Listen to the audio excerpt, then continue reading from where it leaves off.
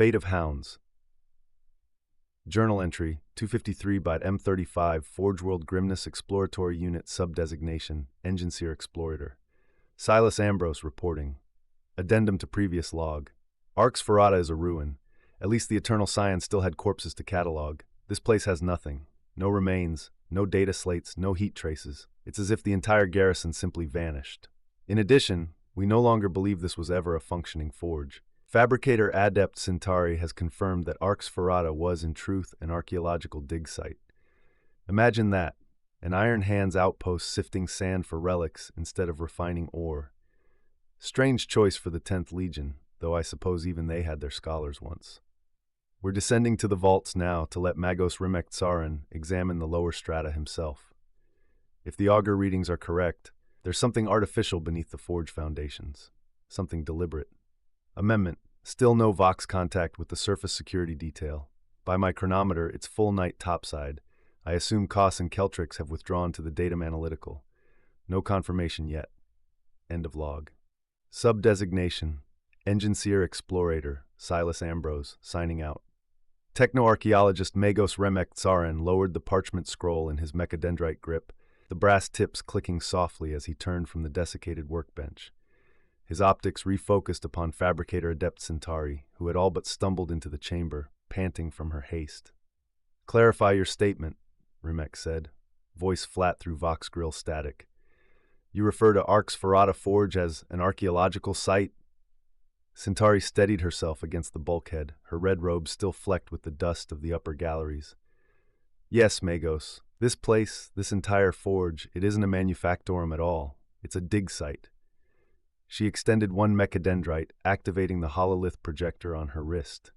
A flickering, dust-laden image flared into being above the workbench, a schematic of the subsurface strata beneath Arx Ferrata.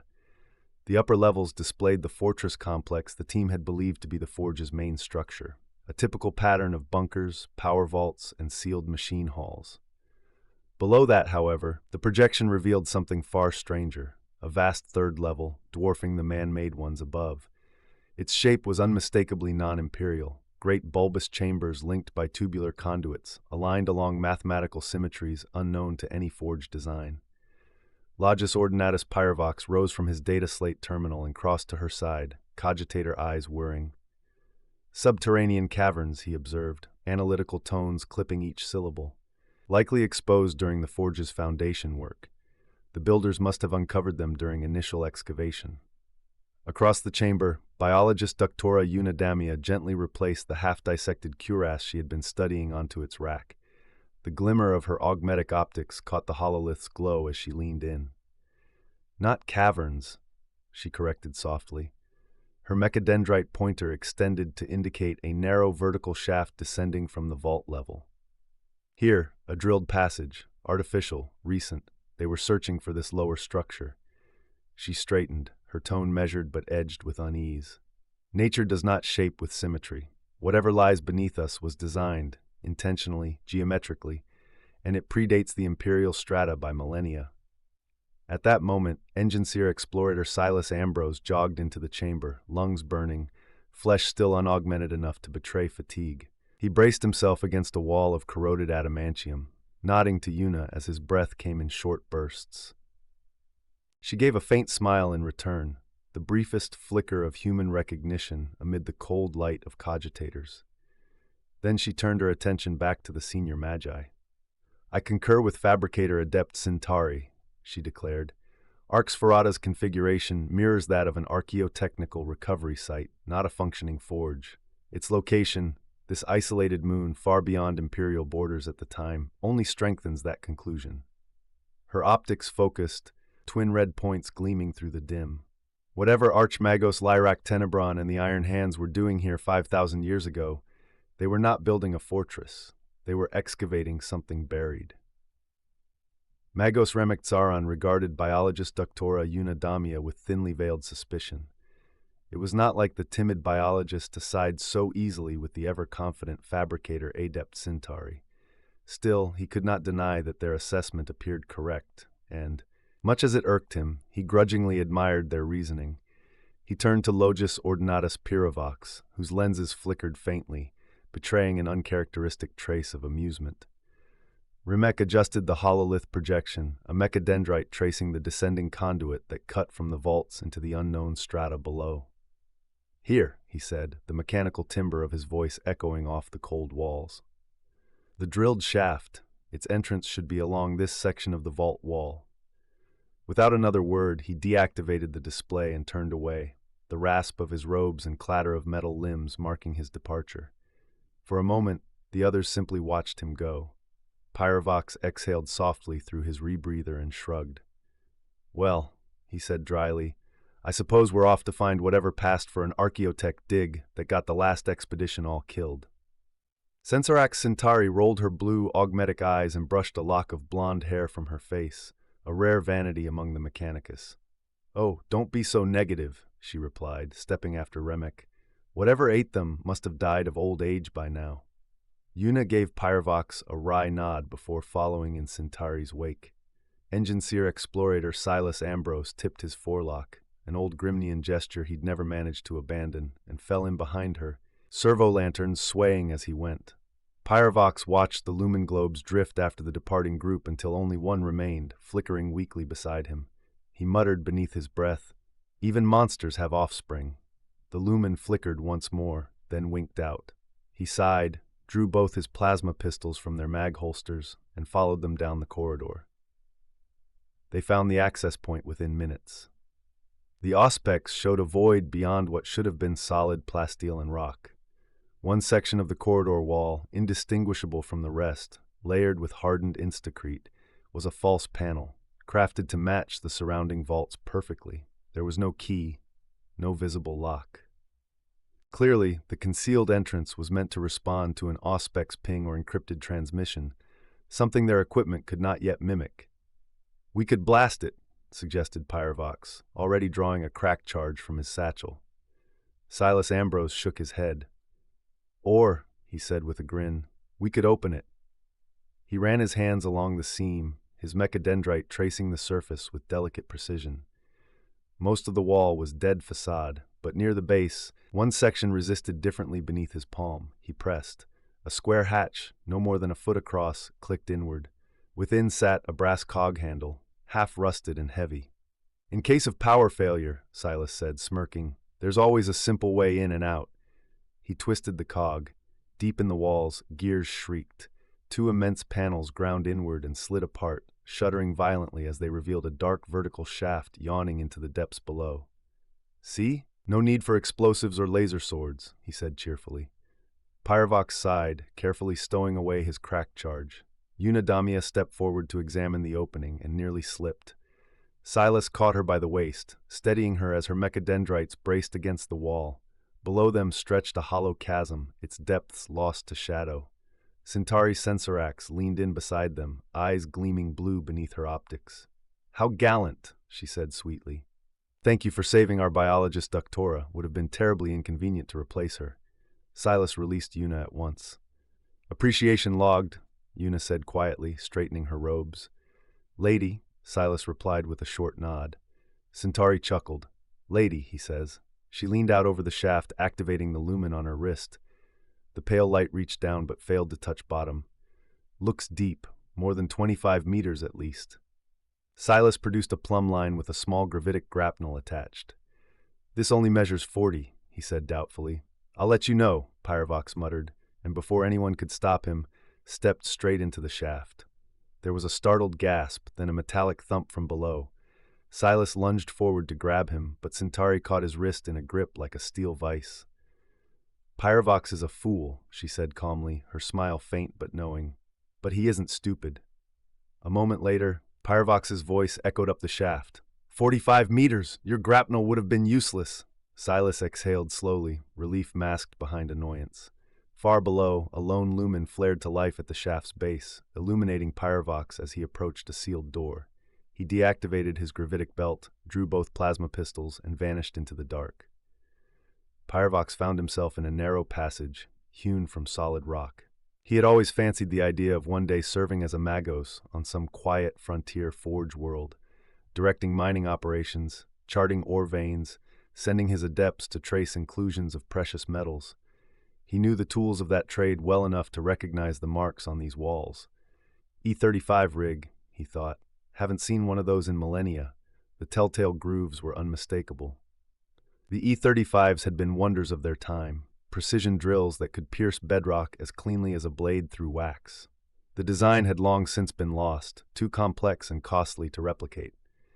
He ran a gloved hand along the wall, fingers tracing the ancient striations as though they were sculpture. At the corridor's end, he found a rusted lift mechanism, cogs, pulleys, and counterweights still gleaming faintly under the dust. The chains were oiled, the cables supple. The sealed air here had protected them from decay. Curious, he opened the housing. The motive spirit within was long dormant. The power cells were ash. One mechadendrite reached into his pack, producing a replacement, an energy core meant for his grav bike. 10 times the charge these ancient systems would ever have required. He slotted it into place, murmuring a warding prayer to the Omnissiah lest the act draw unwanted attention. The lift's machine spirit stirred. Gears clanked. The platform shuddered and began to rise up the shaft from which he had fallen. Pyrovox smiled faintly at his handiwork and turned away, leaving it to its function. He released a lumen globe, and pale light spilled across the passage. The space was narrow, the walls still rough and unlined. To one side lay a heap of torn environment suits, to the other a mound of forgotten drilling apparatus. Dust lay thick as ash. His hand brushed the handle of an E-35 drill. He paused. "Hello, old friend," he murmured. No one had walked here in a very long time. Holstering his plasma pistol, he followed the tunnel to its end. There was no door, only a curtain of old polymer sheeting, yellowed and brittle. He pushed through, and the passage opened onto a metal gantry. It groaned under his weight, the sound echoing through the darkness. He thumbed his gravitic belt to half power, just in case. Behind him loomed the sheer wall of the cavern, curving upward until it vanished into shadow. But ahead there was no opposite wall, only a vast black emptiness. He stepped forward cautiously, resting a hand on the rock face. It was not rock at all, but sedimentary layering, sand hardened under pressure. Was this place once filled with it? Then his eyes adjusted to the light. Shapes emerged in the gloom, smooth, curved, deliberate.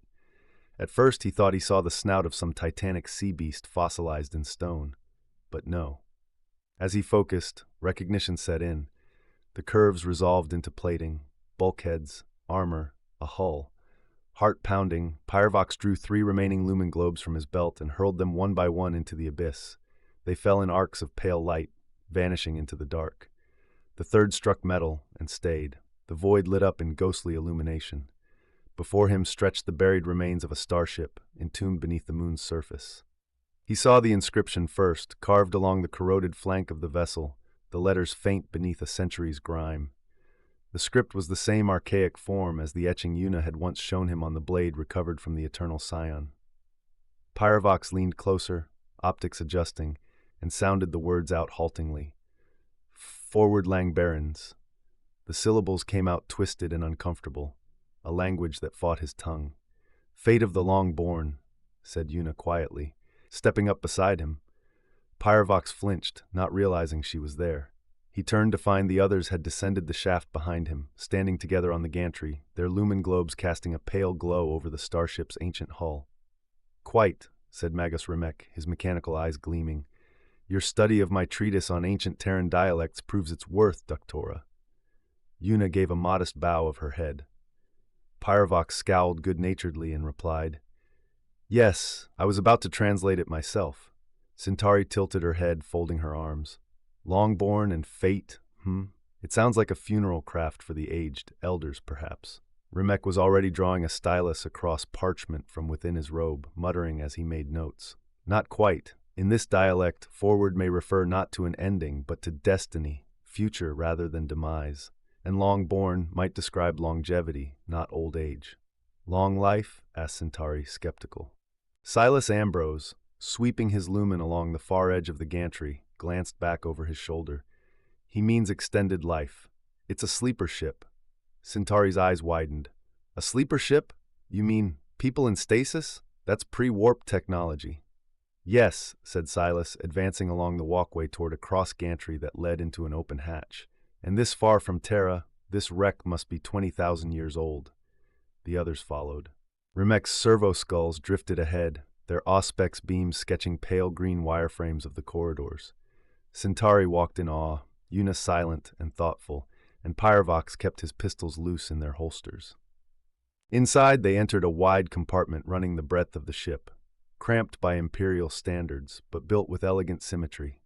Along one wall stood 3 great void pods, each the size of a dreadnought sarcophagus. Only one remained intact. Its components were disassembled and laid out across steel tables. 2 other pedestals stood empty, facing outward towards sealed hatches. "Maintenance pods," said Silas, brushing dust from the nearest casing. "Used for external void access, radiation-shielded heavy armor plating, ancient make." Una stepped close, her hand trailing reverently along the pod's cold surface. "A relic," she murmured. Centauri bent over the tables, scanning the dismantled internals, her optics humming with new data feeds. Meanwhile, Pyrovox noticed that Magos Remek had slipped away. A glimmer of lumen light beckoned from a side passage, and Pyrovox followed it. He found Remek seated at a table in a small chamber, surrounded by piles of decayed parchment, rusted data scrolls, and picked feed arrays, their screens long dead. The Magos looked up, a rare smile touching his features. Pyrovox sifted through a stack of parchment reports, records addressed to Archmagos Lyrak Tenebran from his research team. The first was brief. Report on recovered armor, exoskeleton of cataphractii type. No purity seals, lacks machine spirit interface. He frowned. An Astartes relic without an interface? Either a pre-mechanicum suit, or one deliberately stripped of sanctity. The next report read, Hold 1, foodstuffs, seeds of every description, half removed. Judging by dust layer, the theft occurred long ago. Reason unknown. Another page followed, written in a tighter hand. Breached the cryopod sanctum. No need for apothecarian. Pyrovox's eyes narrowed. No need? Did that mean the sleepers were skeletons, or nothing but dust? He lifted another sheet. Hold 2, mining equipment or weaponry. Purpose unclear. Tools unrecognized. And another, scrawled in haste. Magos, requesting additional security from the Eternal Scion. 3 more survey adepts lost. Pyrovox set the parchment down slowly, resting his hand on the butt of his plasma pistol. A prickle crawled along the base of his skull. The chamber suddenly felt colder. He picked up one last report and froze mid-line. His heart skipped. Whatever it said, he didn't speak it aloud.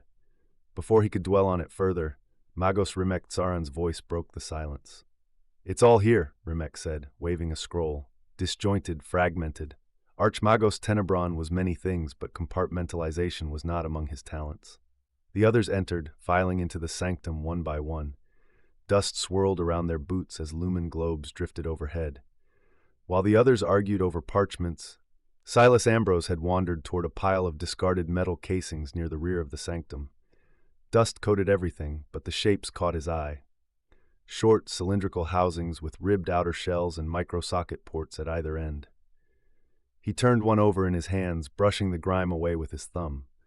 The weight and craftsmanship were unmistakable. Null-resonant core nodes, he thought. Pre-heresy pattern. Cataphractii interface. A faint chill ran through him. Such nodes were the psychic dampers used in the earliest Terminator plate, designed to ground void resonance and nullify warp feedback. They hadn't been manufactured in 5,000 years. He glanced back at the group still deep in debate, then slipped the cylinder into his satchel. "Might come in handy," he murmured, almost guiltily, and brushed the dust from his gloves before returning to the others. Remek glanced up, realizing he now had an audience. Yes, he continued. "This is the forward Langbarines. According to Tenebran's notes, the moon was first logged as a mining prospect. When the initial survey found a void beneath the surface, Imperial authorities dispatched the Iron Hands to secure it. You know the 10th Legion's interest in forbidden technology." He gave a thin chuckle, servo skull lenses glittering in the dim light. "Makes sense," said Silas Ambrose, checking a lumen's charge. "When I find anything this interesting, Mars usually sends someone to take over." "Indeed," said Remek, shuffling another parchment. "The forward Langbarines was deliberately buried, 15,000 years before its rediscovery. Tenebran excavated the access shaft himself and built arcs ferrata above it to conceal the dig." He paused, optics dimming in thought. I suspect the heretics aboard the Eternal Scion knew of this place. They likely assumed it was a fortress garrison, not an archaeological site. Judging from Tenebron's later notes, he cared little whether his protectors were loyalists or traitors. All that mattered was the prize, the ship itself. Heretic scum, muttered Silas, disgust curling in his tone. Pragmatism, countered Unidamia, folding her arms.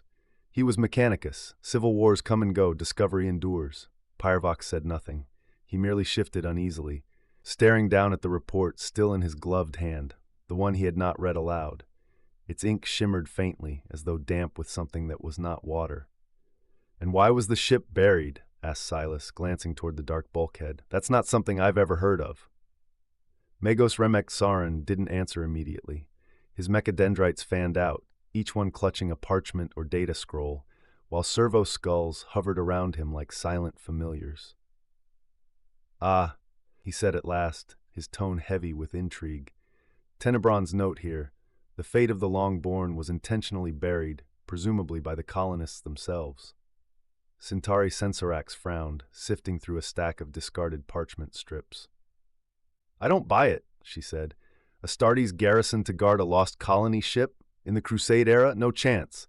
Lost arks and drifters were everywhere back then. Half of them weren't even logged.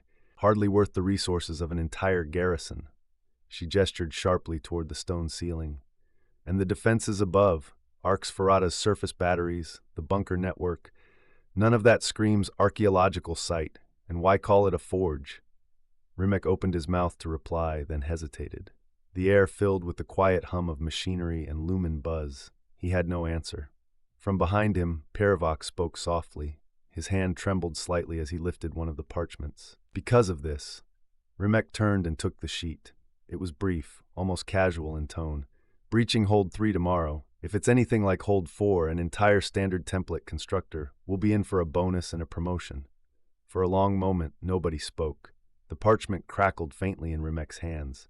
Centauri's lips curved into a thin smile. "Yes," she said, "that would explain the Astartes garrison." Silas was already moving toward the hatch. "Then let's check the ship. I've got a feeling we're all about to be very rich." Centauri and Pyrvox followed, their lumen globes casting long shadows down the corridor. Unidamia lingered behind, watching the Magos gather up Tenebron's notes with surprising haste. "So why don't we know about this?" she asked quietly. Rimek paused, his optical lenses flickering in thought. "That question," he said slowly, "was on my mind too." He tucked the remaining parchments into his robe, extended a hand toward the tunnel, and offered a grim smile. "Shall we go and see?"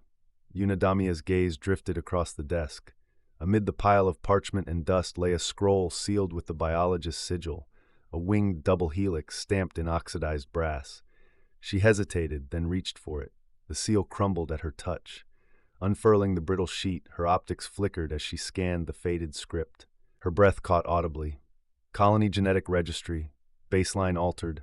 Presence of Susan membrane confirmed. Elevated psi reactivity across 37% of test subjects."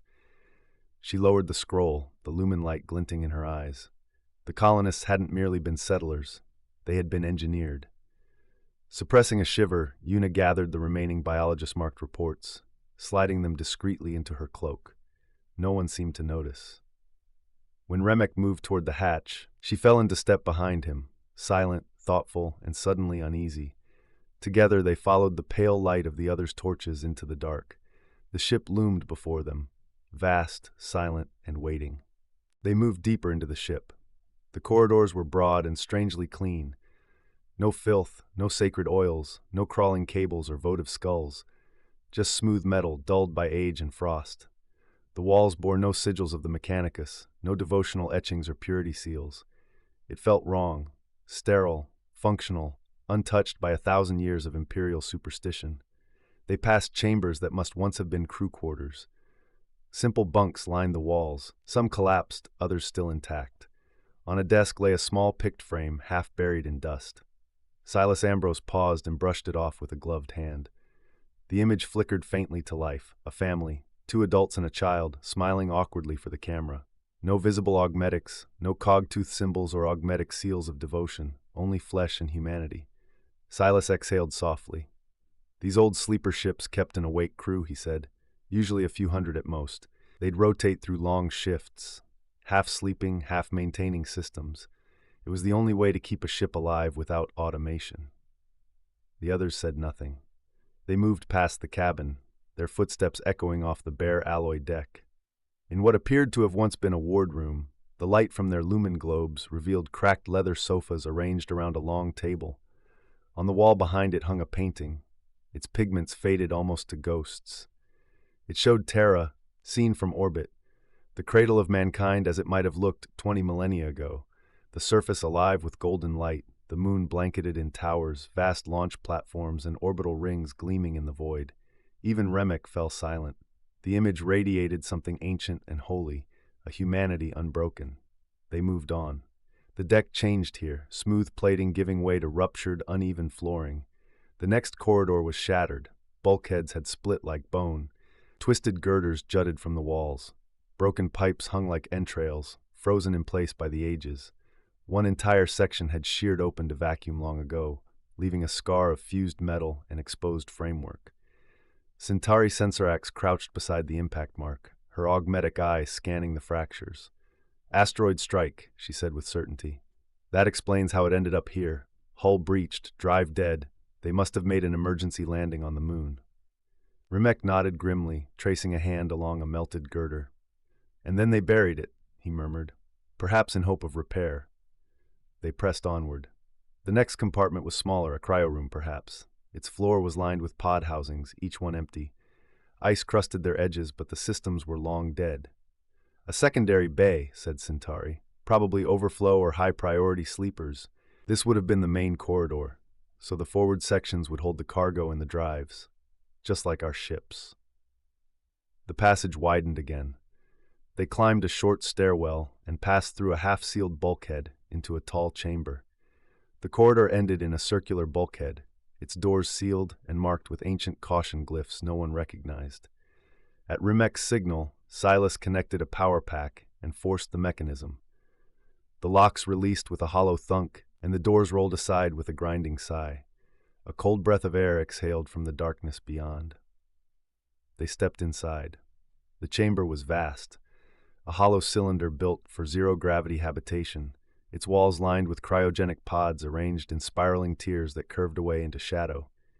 In microgravity, the sleepers would have floated at the chamber's heart, surrounded on all sides by their resting kin. Now, with gravity restored by the moon's pull, the design seemed alien, disorienting. The lumen globes drifted forward, their pale light gliding across 1,000 glass-fronted capsules. Frost filmed the interior of each one, dull and opaque. The pod's indicator lights were dead, their power lines snapped or corroded, yet they remained intact, rows upon rows of silent tombs. "All appear sealed," murmured Yuna, stepping closer. Her breath misted faintly in the chill. "No breaches, no pressure loss." "Unpowered," said Silas, running a scanner over the nearest panel. "But the preservation systems were good, very good. The containment fields must have lasted millennia before they finally bled out." Pyrovox tilted his head back, taking in the chamber's sheer scale. "How many, you think?" Remek's optics flared as he swept his servo skulls through the gloom. "If the pods repeat the full circumference, 12,000, perhaps more, enough to found a world." The sound of their boots echoed softly through the stillness. No hum of engines, no living breath, only the quiet, hollow weight of time. Centauri floated one of her lumens higher, illuminating the far end of the chamber. There, near the central axis, a single pod had shattered inward. The frost within was melted to streaks of ice, and whatever had once lain inside was long gone. "One failure," she noted, "out of thousands." Yuna's voice was quiet. "Then where did the occupant go?" No one answered. Remek turned slowly, his tone almost reverent. "The Ark of the Long-Born," he said, "and its passengers still sleep, waiting for gods who never came." Pyrovox shone his lumen into the nearest pod, wiping the dust away with his glove. "Looks like he's sleeping," he said, surprised. The preservation was impossible. No suspensor field, no power, and yet the face beneath the frost looked perfectly intact, as though the sleeper might open his eyes at any moment. He leaned closer, reading the engraved nameplate, "Alwyn Kumgate, Undersmith Esserweird." Pyrovox frowned. "Guess he did something important." Yuna glanced over his shoulder, her ocular lens flickering as it focused. Second-class farmer, she read quietly. So this isn't the highborn section of the ship, Pyrovox said, nodding. He felt a strange kinship with the long-dead peasant, one working man recognizing another across 20 millennia. Yuna shook her head. Early humanity had countless hierarchies and castes. We'll never know which they used. They rarely recorded such things. They assumed those who came after would understand. Pyrovox snorted softly. In reality, we hardly know anything. He nodded to the casket. If this man's got an automatic screwdriver on his belt, he'll be venerated as a saint by next week. Yuna laughed gently. Then, stepping to the next pod, she brushed away the grime. The face that emerged from the frost was hauntingly beautiful, melancholy even in stillness, soft-featured yet strong, like someone caught between dreaming and memory. Her breath caught. Pyrovox turned at the sound, following her gaze. The nameplate read, Air Aeonwine, Siracreft Larward. Yuna traced the letters with her glove, murmuring under her breath, Craft of Cunning, Lore Warden. She had read her mentor's treatise only once, but intuition filled in the rest. Siracreft Larward, one skilled in the cunning arts, a keeper of knowledge, a science officer. She smiled faintly. Air Aeonwine, she whispered. Like Pyrovox, she felt a spark of kinship. Two adepts separated by 20,000 years, yet bound by craft and curiosity, the will to understand. For a heartbeat, her carefully restrained emotions slipped through, and she imagined that ancient woman setting out for the stars, not knowing if she'd ever arrive, yet daring to go anyway. Far off, or perhaps close, something opened an eye, but no one aboard the ship noticed. A shiver passed through Yuna's frame. She told herself it was the cold, but she felt watched. Pyrovox adjusted his rebreather straps uneasy. Why do they look so alive? He asked at last. He gestured toward the vast chamber of silent pods, now mausoleums. What preserved them? Fabricator Adept Centauri, who had been taking notes, looked up. They aren't, she said matter-of-factly. That's not their real faces. Both Yuna and Pyrovox turned to her in surprise as Silas approached. Centauri knelt beside the pod Pyrovox had inspected. The bodies are underneath. These are death masks. Silas frowned. Why? Insurance, in case they died? Sleeper ships were dangerous, sure, but this... Centauri laughed softly, brushing a strand of blonde hair from her face. For the crew. Remember, these ships always had an awake complement to monitor systems. Imagine watching your family, wives, sons, comrades, frozen in their coffins for a lifetime. Some cultures made death masks to spare them the sight. She worked a release catch, and with a hiss of stale air, a drawer slid out from beneath the cryopod. Inside lay a set of overalls and metallic tools, their housings corroded and flaking. She lifted a rusted device and held it up. Here's your screwdriver, she said dryly. Pyrovox grinned, taking the relic. It was indeed a powered implement, long dead but unmistakably real. He tapped it against his palm, then saw the concern on Centauri's face. She had already moved to the next pod, the one with Air Aeonwine, and triggered its release. Another drawer slid open. A bolt of cloth, a folded jumpsuit, and a device like an auspex fused into a single lump of oxidized metal. She murmured, frowning. What? Asked Yuna. Centauri said nothing at first. She opened a third drawer, then a fourth, examining each. Most contained only fragments, uniforms, ration tabs, and shards of corroded equipment. At last she straightened, brushing rust from her hands. The pods were designed to be ejected in emergencies, she said. Each carried personal gear, clothes, food, tools, water. But these... She touched the edge of Aeonwine's pod. They've been stripped. What's left is junk, forgotten. Rimek approached, servo skulls humming overhead. Archmagos Tenebron's research team may have removed the contents for cataloging, he suggested. Centauri lifted the catch release again, showing them the corroded mechanism. I don't think there's a way of telling if it was last opened 5,000 years ago or 25, she said with a wry smile. Yuna frowned, studying the casket before her. The death mask of Air Aeonwine stared back, serene and unearthly in the pale lumen glow. A faint unease coiled in her chest, an idea forming at the edge of thought. She caught Silas watching her again. When he looked away, she said quietly, You like to pilfer archaeotech, don't you? How do you open these? Silas rubbed the frost from a panel, shaking his head. The only pods I've seen like this date from after the heresy. They open with a cog key, normally, blessed by the machine spirit, you know. I've got the prayers memorized, but this far back—" He shrugged, inspecting the lock. Centauri brushed him aside. "They only open when the internal pressure is equalized. It prevents damage to the sleeper." A click echoed in the silence. She nodded to him. "There. But remember, the lid's 200 pounds of armor glass and radiation shielding. No power to the hydraulics." Rimek raised a hand.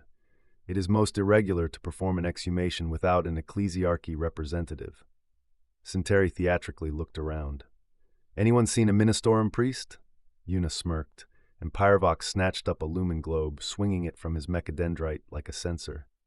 "Will I do? I've read a few pages of the Lectitio Divinitatis once," Rimek sighed. "And suddenly everyone's a heretic." He hesitated, then relented. "On my authority, I suppose." Together they pushed. The lid creaked open with a groan of rusted hinges and cracking hydraulics, locking back at a 45-degree angle. Cold air spilled out, carrying the faint scent of oil and dust. Una leaned forward. The body lay beneath a thin, translucent film, almost like aged plastic. She hesitated, then reached out, gripped the edge of the mask, and pulled. Far away, hundreds of light years distant, yet cosmologically near, a second eye opened. Una felt a jolt, like static electricity against her skin, though her sensors registered nothing. She looked down. The casket was empty. Centauri examined the interior, peeling back the contoured sheet of plasteel beneath. "Just a restraint panel," she said. "Keeps the sleeper from shifting during maneuvers. Nothing else." "Oh," said Pyrovox, letting the lumen drift back toward the ceiling. "No one home. Maybe the ship left without Lady Aeonwine, or a grave robber beat us to it." Rimek's mechadendrite sagged. There was no mention of any exhumations in Archmagos Tenebron's records. Pyrovox gestured toward the long rows of sealed pods. "Is there a name for an empty mausoleum?"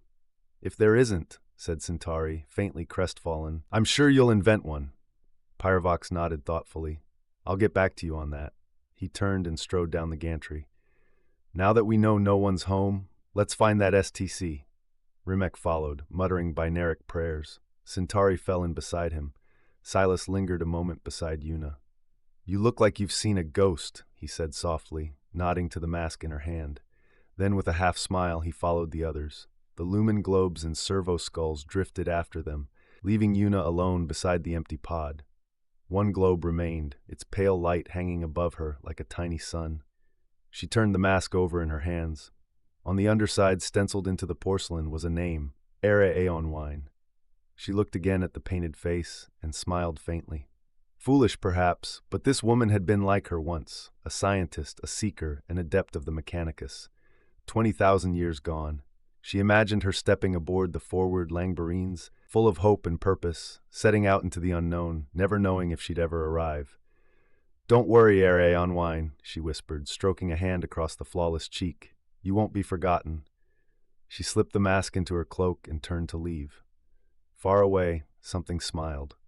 Then the smile faltered, as it sensed something else, a movement in the warp, a thought and a dream turning toward a long-forgotten moon, and a memory it had not visited in an age.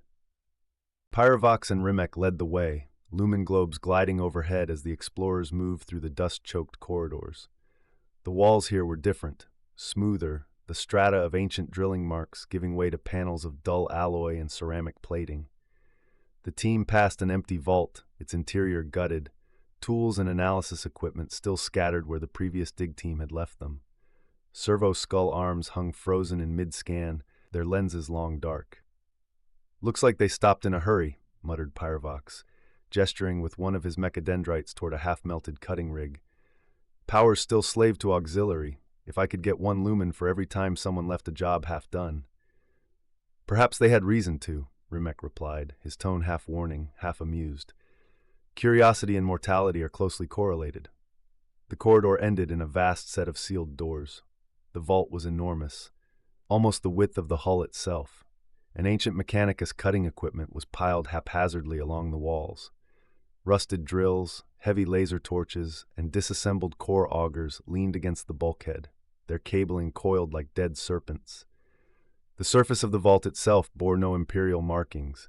Its plating was thicker, older, the metal a strange dull bronze that neither shone nor reflected the lumen light. The dig team had clearly been moments away from breaching it before they were interrupted, and never returned. Pyrovox crouched beside a drilling array, brushing dust from its controls. If we can get power to these cutters, we might be able to. Wait. Silas's voice came from behind, breathless but excited as he jogged to join them.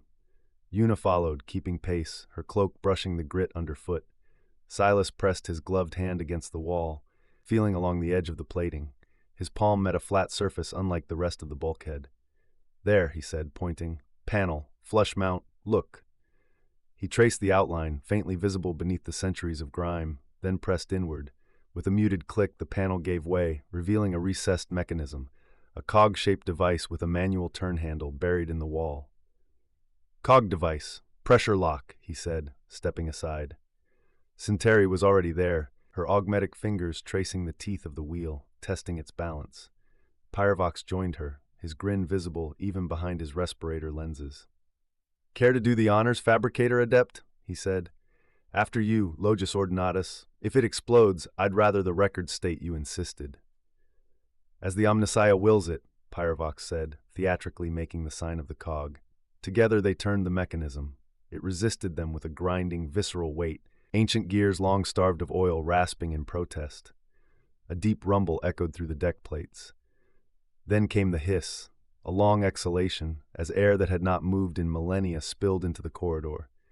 The vault doors began to shift, splitting down the center with a thunderous groan. Steam and dust poured outward as the gap widened, lumen light spilling into the darkness beyond. Rimek stepped forward, servo skulls gliding ahead in a perfect diamond formation. Pyrovox followed close behind, his pistols drawn but his grin irrepressible. The interior was vast, easily the size of the cryo chambers, stretching from deck to ceiling with ribbed support beams vanishing into shadow. They entered cautiously, lumen globes sweeping across the floor. The beams caught only emptiness. The vault was completely bare. No machinery, no containers, no markings. Just smooth walls and a silent, echoing void. Pyrovox's voice broke the hush. Ever get the feeling someone's been here before? Silas stepped up beside him, hands resting on his tool belt, his eyes scanning the perfectly clean interior. All the time, he said, but usually they leave a mess. Una swept her gaze across the vast, hollow chamber. The vault was stripped bare, but not destroyed. Straps still hung from wall braces, and tether clasps remained fixed in perfect alignment. The mounting sockets and stabilizers that once held something large and heavy, were undamaged. Whatever had stood here had been removed with precision. She knelt, running a gloved finger along the floor. The dust was thin, disturbed recently compared to the corridors outside. Faint imprints of mechanized feet, servo or loader tracks, were visible under the light. Silas came up beside her as if reading her thoughts. Whatever was here, he said, was taken out cleanly. Professional work, not a pirate grab, and not relic hunters. No, Una agreed, standing, and the vault doors were sealed from the inside. Whoever took it out, they did it with access, not force. Her optical augments flickered as she scanned the walls again. I think we're missing something. I just don't know what. From the center of the chamber, Remek's voice broke the silence, his tones striving for forced optimism. Well, there are still 2 vaults we haven't examined. Perhaps the Mechanicus of old saw fit to store something more substantial forward of the hull. He clapped his metal hands together, servo joints whining faintly. Onward then. Let's not let ancient mystery become stale air and disappointment. Pyrovox nodded, casting a look toward Centauri. She returned it wordlessly, expression unreadable behind the blue glow of her optics. Together they strode back toward the open hatchway, their lumen globes drifting ahead like pale stars. Rimek followed, his mechadendrites twitching with ritualized satisfaction, as if to conduct an invisible orchestra of data streams in mechanical order. Una lingered, glancing back one last time at the empty room. The silence pressed close, too perfect, too deliberate. Silas stood beside her, eyes narrowing. I've got the feeling they're not going to find what they're looking for, she murmured. I've had that same feeling, Silas replied quietly, since we stepped on this ship. Together they turned to follow the others. Their footsteps echoed down the unnaturally clean corridors, each clang of metal on deck, plating swallowed by the vast, hollow stillness of the ancient hull. The lumen globes drifted ahead, casting long shadows that stretched and shifted, as if something unseen moved just out of reach. The bridge. The lumen globes drifted silently through the room, illuminating the faces of the long-dead consuls. The ship's command deck, once the brain of a civilization's dream, now stared into an endless darkness that had swallowed its purpose whole. A dozen stations stood in a semicircle before a massive glassless viewport. Consoles lay cold, stripped of light or power. The skeletal remains of chairs still faced forward toward the black wall of the cavern beyond. Silas frowned. "Who in the throne's name," he muttered, "puts a bridge at the front of a ship?" Pyrovox drew his pistol, checked the charge, and holstered it again with a soft click. Maybe it was due to radiation from the drive, he mused. This would be the furthest point from the engines, safer for an awakened crew. "That's what baffles are for," said Silas, not looking up from his auspex. "Maybe they couldn't afford the added weight," Pyrovox replied. "A ship this size, heading into deep space, would cut down on energy use wherever it could." "No baffle plates. Less mass, more range." Silas gave a half shrug. "Then let's see if the ship has baffles." While they spoke, Centauri Sensorax had crossed to the nearest console, a Vox array or its equivalent. The screens were black, but the panel was covered in paper notes written in a clean, angular hand. Someone had attempted to translate the ancient language into High Gothic script. Rimek Zaran released a burst of binaric command, and his servo skulls fanned out, casting pale beams across the chamber. They scanned the ceiling, walls, and dormant cogitator banks before circling back to him. The Magos moved toward the command throne, his mechadendrites trailing behind him. Dust fell from the chair's armrests as he brushed a hand over the central console, eyes narrowing as the servo skulls projected a partial data map of the ship's log archive. At the opposite side of the bridge, Unadamia examined what was unmistakably a bioconsole, a medical officer's station. The lumen globes glimmered faintly off the faded lettering and the cracked lenses of long-dead Auspex readers. The screens were lifeless, but several hard-copy notes had survived, bound together with wire and tagged with the sigil of the biologist. She began scanning them. The headings were simple, translated summaries of earlier data extractions. Passenger vitals stable, cryonic integrity maintained, cognitive stasis cycle effective. But as she read further, her breath caught. The annotations described more than sleep. They described suspension between life and unlife. She turned another sheet, this one marked with anatomical sketches. Her trained eye recognized both human and post-human physiology, musculature reinforced with nanofiber, neural implants sketched beside the brainstem, signs of deliberate evolution. Her mind raced. These weren't just colonists, they were the prototypes of something greater, the beginning of what the Emperor would one day forge into the Legiones Astartes. Una folded the papers carefully and slipped them into her cloak before anyone noticed. From across the room, Silas caught her movement and smiled. "Anything useful?" She hesitated, then shook her head. The sleepers were healthy, no mention of issues. Silas nodded thoughtfully. "So where in the Emperor's name are they?" Pyrovox, thinking of the possibility of meeting humanity's long-lost ancestors, sagged. "We are missing something." Una managed a faint nod, though unease curled at the edge of her thoughts. A chirp of binaric code cut through the silence. Rimek beckoned them to the command throne, excitement in his tone. "Listen to this," he said. Rimek cleared his throat with ceremonial gravity, as though addressing a symposium rather than a ruin. "Much of the forward Langbarine's data archive is degraded," he announced. "This is what Archmagos Tenebron managed to transcribe." He glanced around at his companions with a self-satisfied smile. "Obviously, the good technoarchaeologist had the misfortune of being born before my own treatise on early Terran linguistics. A pity for him." Pyrovox shook his head. "You'd have made a fine schoolmaster, Rimek." The Magos ignored him, unrolling a cracked parchment. His voice took on a solemn, almost ritual cadence as he read. "Damage to the ship considerable. Loss of midsection and 800 souls. At least, they never felt anything. Remainder of vessel operational but unable to reach destination. Distress signal sent, though this far out, aid unlikely." He paused, his optics narrowing. Signed, R. Ordlaff. Centauri looked up from the communications console she had been examining, the glow from her optics reflecting across the dust-choked screens. "It's cross-referenced here," she said, tapping one of Tenebron's notes. "Hālgengas Prime, one of the stars the colony fleet used for a gravity assist. It later collapsed.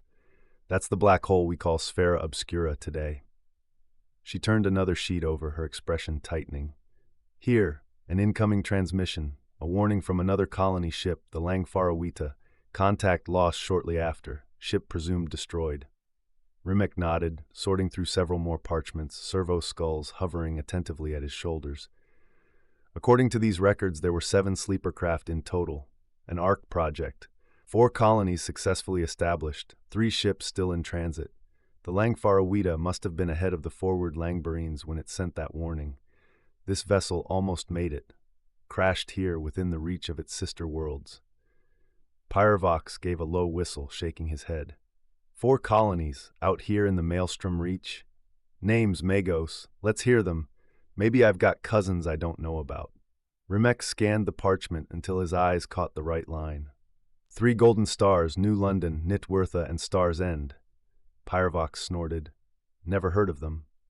"That," Rimek replied dryly, "is because you are an illiterate voidsman." He returned to the notes, continuing. The expedition leader of the forward Langbarines ordered the crew to settle the nearest viable world, the local moon. Not their intended destination, but sufficient for survival. He turned another page, his mechadendrite stilling midair. Rescue expedition reached them 12 years later from the nearest colony, Nitwertha, led by one Wolfgar. He glanced up. Curious name. Pyrovox frowned. Closest colony was Nitwertha? How far? Do we know it by another name? Silas, leaning against a half-disassembled console, shook his head. "We're in the Arcana Inclusium. There are no inhabited worlds here, volatile space. Any colony that existed would be long dead by now." Pyrovox chuckled, but there was little humor in it. "Shame. One of those colonies had a working standard template constructor. Imagine the profit or the glory. And," added Centauri, "a few thousand colonists who might have become millions by now. A civilization with technology beyond even Mars." Una had drifted to Centauri's side, scanning the edge of the report, her augmetic eye focused on the data stamps. Date of distress call, year 001. Date of rescue, year 013. 12 years. At most 12 light-years away, there had been a living colony, post-human, genetically modified, and yet forgotten. She folded the report carefully and slipped it back onto the desk, saying nothing. "Ah," said Rimek suddenly, servo skulls pivoting to face him. "That explains the riddle." Pyrovox hunched over an opened cogitator terminal whose components had been neatly arranged on a nearby desk, didn't look up. He was halfway through trying to decide where the missing servitor interface might have fitted. "Oh, do pray tell," he said dryly, his tone devoid of enthusiasm. Rimek ignored him, his voice taking on that lecturing cadence that suggested he'd found something worth performing. "This is a log entry, fragmentary but legible, from an R. Ordlaff. It appears the rescue party evacuated the passengers of the forward Langbarines and transferred not just their seeds and machinery, but something called the Forge, which, given context, I assume to be the STC. He adjusted his lenses, scanning further down the cracked parchment. There's mention of a disagreement with a science officer. Oh, yes, it appears to be your Era Aeonwine, Una." Una smiled faintly, unable to help herself. The thought that Era had survived, had argued her way into history, made her inexplicably proud. "Yes," Rimek continued, "Era Aeonwine and a gentleman named Osric wished to remain behind, to forge a colony below. Apparently they'd begun building a site on the planet beneath. They called it Niwe Englesea." Pyrovox finally looked up. "New English Shore," he translated. "Charming, probably had a tavern." Rimek continued, undeterred. "Ordlaff was not supportive of the plan. He refers to it as reckless, superstitious folly. But wait, here." He leaned closer to the document, his mechadendrites unrolling additional sheets. "The colony below came under threat, forced evacuation. Era Aeonwine was, according to Ordlaff, most displeased. They left something behind, though. Osric's helm, if I'm reading it correctly." "Osric's helm?" asked Pyrovox. "Some kind of artifact?" What was the threat? Asked Centauri, stepping closer, her optics narrowing. Rimek looked between them, voice dropping. The log doesn't specify. It only mentions Rodor Wolfas and the disappearance of crew. Then it ends. Ordlaf signs off without further record. The room fell silent for a moment. Rodor Wolfas, Una repeated softly. Heaven Hounds. Heaven, meaning the warp. Silas nodded. Not unlike the Hālgengas of Medusan folklore, he said grimly. Pyrovox rested both hands on the butts of his plasma pistols. So we go planet-side, he said. Find this colony, maybe the forge is still there, and if this Osric's helm is something worth fighting over. Una interrupted him sharply. They were driven out by Heaven Hounds, Pyrovox. Whatever those were, maybe it's best not to wake them again. Silas folded his arms. Disappearances. Just like the Eternal Scion and the entire outpost of Arx Ferrata. Those were Astartes and Voidsmen, and a Mechanicus garrison besides. If they vanished without trace, what chance do we have? Pyrovox tilted his head. Maybe they weren't lost. Maybe the Iron Hands withdrew to the planet below, after the forge. Rimek shook his head, gathering the scrolls into his robe. Impossible. These last entries were never seen by Archmagos Lyrak Tenebron. He didn't even know about Nau Anglesea or Osric's helm. Una frowned. Then what do we do? Rimek's expression turned grave. On this matter, I think caution is wisdom. We withdraw, for once.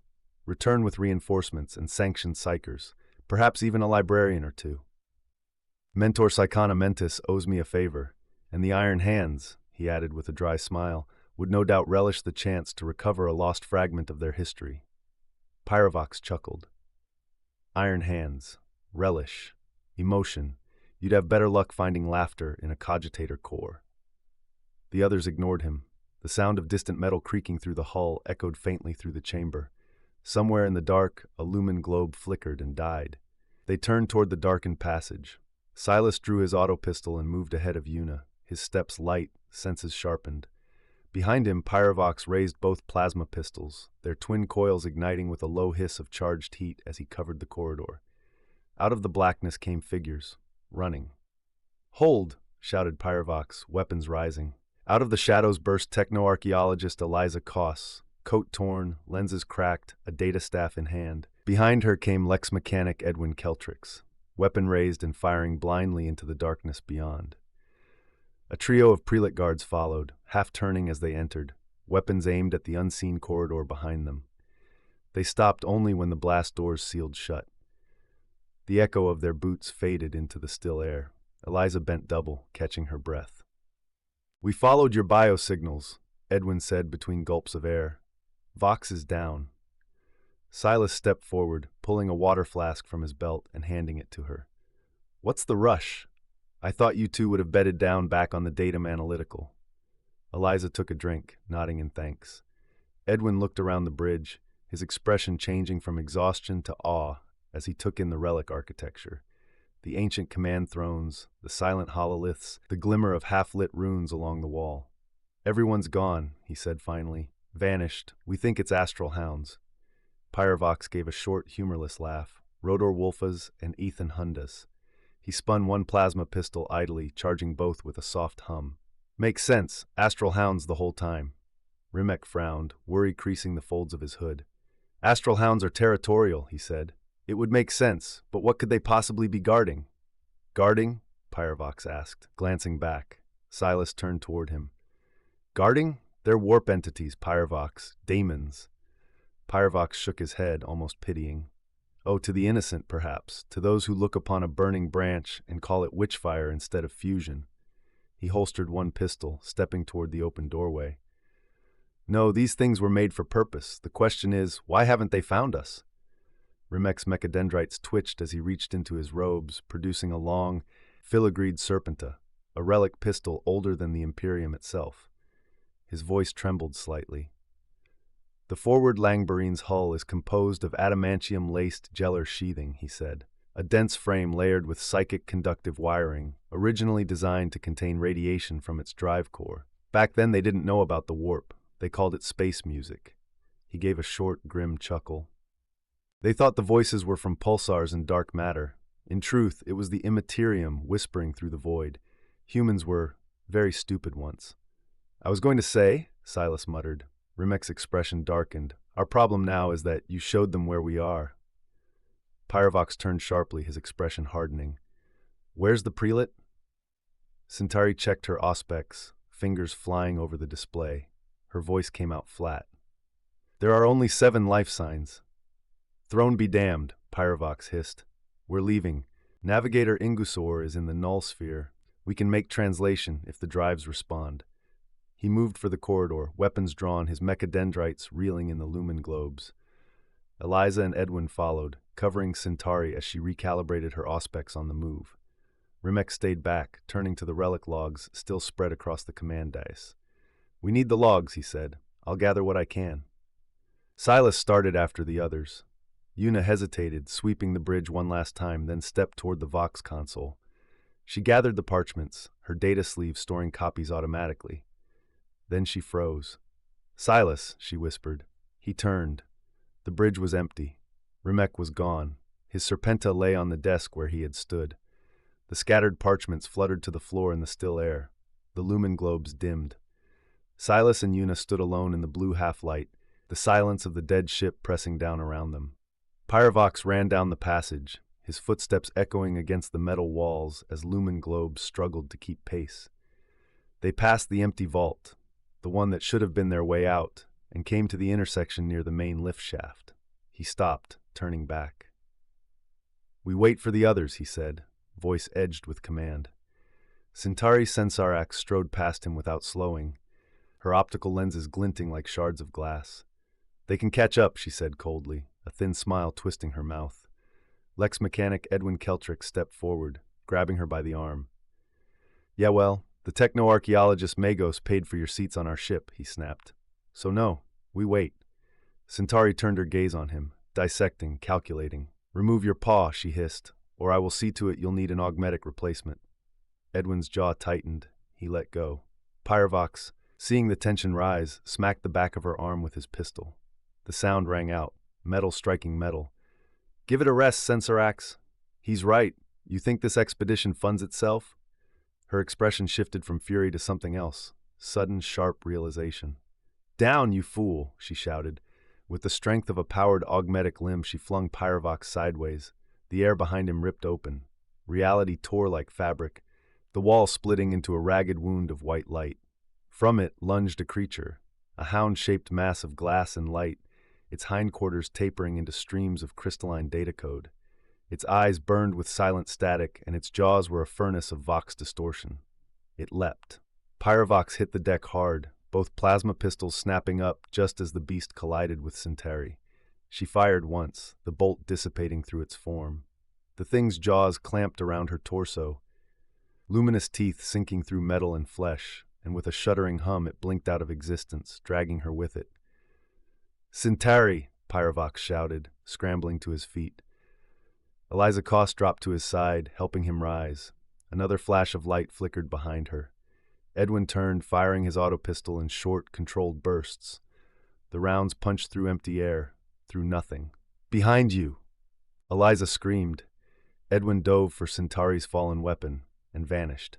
A flicker of light, a distortion in space, and he was simply gone. His voice didn't even echo. Eliza froze.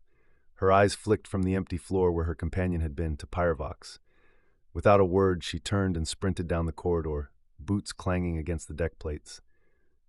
Koss, wait! Pyrovox shouted, limping after her.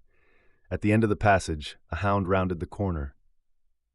This one larger, its body rippling with glyphs of burning code. It radiated cold light. Eliza turned, her face a portrait of terror. The hound leapt. She vanished in the same flash of impossible geometry. Silence. Pyrovox stood in the corridor alone, breathing hard, pistols raised. The lumen globes flickered. His own reflection stared back from the dark walls, pale, strained, weapon trembling slightly in his grip. Throne, damned thing, he muttered, the words hollow. A noise. Movement behind him. He spun, plasma coils flaring. It was Una and Silas, approaching from the far end of the passage. He exhaled sharply, holstering one pistol. You two are a sight for the Omnissiah's weary optics. Silas looked around at the empty hallway, eyes narrowing. Where are the others?